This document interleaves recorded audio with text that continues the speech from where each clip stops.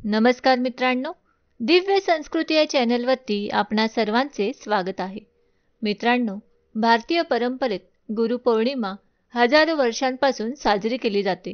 त्याचेच औचित्य साधून आज आपण बघणार आहोत कथा पहिल्या गुरुपौर्णिमेची. तर मित्रांनो, योगिक संस्कृतीमध्ये शिवाकडे देवता म्हणून नव्हे तर आदियोगी म्हणून पाहिले जाते. 15,000 वर्षांहून अधिक काळापूर्वी एक योगी हिमालयातल्या उच्च प्रदेशांमध्ये अवतरला. त्याचे उगमस्थान किंवा त्याचा पूर्व इतिहास याविषयी कोणालाच कल्पना नव्हती.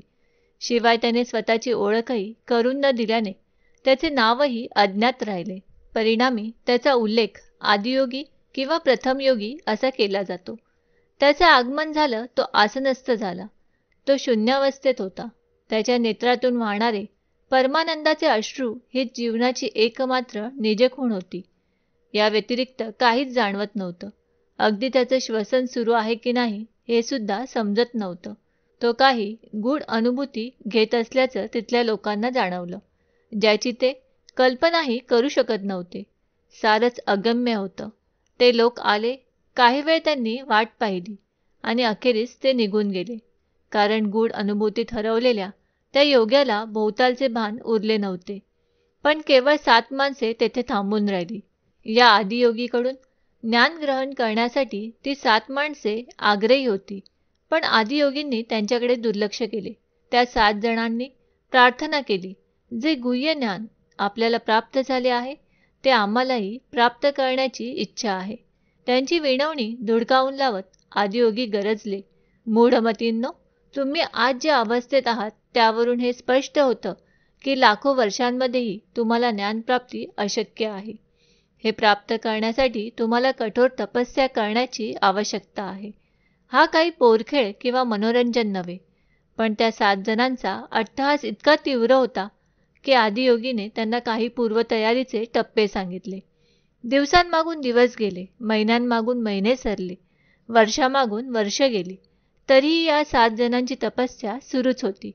आदियोगींनी मात्र त्यांच्याकडे पाहिले सुद्धा नाही. असं म्हणतात की 7 जणांची साधना जवळपास 84 वर्ष अखंड सुरू होती. 84 वर्षानंतर एका पौर्णिमेच्या दिवशी सूर्य जेव्हा उत्तरेकडून दक्षिणेकडे भ्रमण करत होता, त्या दक्षिणायनाच्या प्रारंभी आदियोगींची कृपादृष्टी त्या 7 साधकांवर पडली. आता ते आत्मज्ञान प्राप्तीसाठी पात्र झाले होते. या पात्रतेच्या तेजाने ते तळपत होते. आता ते खरंच पात्र बनले होते. आदियोगी आता त्यांच्याकडे दुर्लक्ष करूच शकत नव्हते. आदियोगीने त्या 7ही जणांना जवळून न्याहाळले आणि जेव्हा आकाशात पूर्णचंद्र दिसतो त्यावेळी त्याने गुरुच्या भूमिकेत जायचे ठरवले. ती पूर्णचंद्राची पौर्णिमा गुरुपौर्णिमा म्हणून ओळखली जाते. पहिल्या योग्याचे रूपांतर आदिगुरूत होण्याची पौर्णिमा म्हणजे गुरुपौर्णिमा.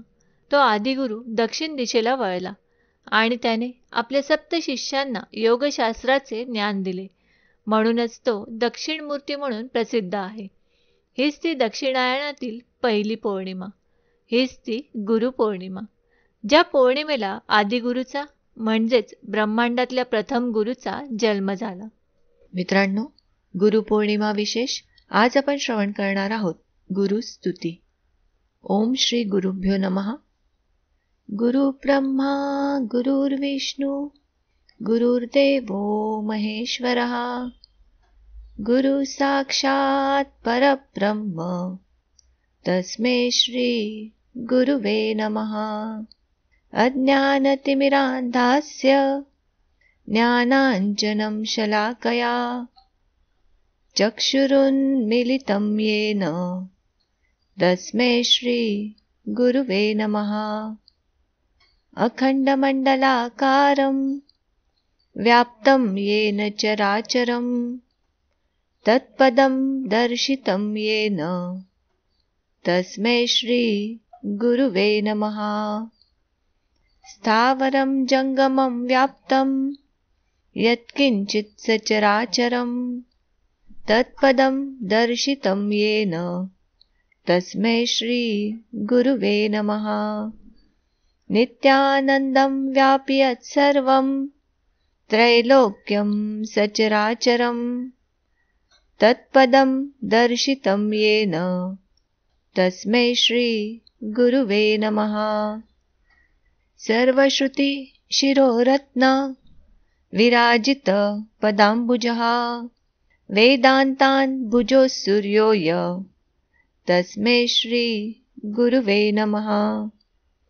चैतन्यं शाश्वतं शान्तं व्योमातीतं निरञ्जनं नादबिन्दु कलातीतं तस्मै श्री गुरुवे नमः। ज्ञानशक्ति समारूढा तत्त्वमाला विभूषितः भुक्तिमुक्ति प्रदाता च तस्मै श्री गुरुवे नमः। अनेक जन्म संप्राप्त कर्मबन्ध विदाहिने आत्मज्ञान प्रदानेन तस्मै श्री गुरुवे नमः। शोषणं भवसिन्धोच्छ ज्ञापनं सारसम्पदः गुरुपादोदकं सम्यक् तस्मै श्री गुरुवे नमः। न गुरोरधिकं तत्त्वं न गुरोरधिकं तपः तत्त्वज्ञानात् परं नास्ति तस्मै श्री गुरुवे नमः। मन्नाथ श्रीजगन्नाथो मद्गुरु श्रीजगद्गुरु ममात्मा सर्वभूतात्मा तस्मै श्री गुरुवे नमः। ब्रह्मानन्दं परमसुखदं केवलं ज्ञानमूर्ति द्वन्द्वातीतं गगनसदृशं तत्त्वमस्यादिलक्ष्यम् एकं नित्यं विमलमचलं सर्वधि साक्षिभूतं भावातीतं त्रिगुणरहितं सद्गुरुं तं नमामि। नित्यं शुद्धं निराभासं निराकारं निरञ्जनं नित्यबोधं चिदानन्दं गुरुब्रह्मा नमाम्यहम्। ध्यानमूलं गुरोर्मूर्ति पूजामूलं गुरोपदं मन्त्रमूलं गुरुर्वाक्यं मोक्षमूलं गुरुकृपा। त्वमेव माता च पिता त्वमेव बन्धुश्च सखा त्वमेव विद्या द्रविणं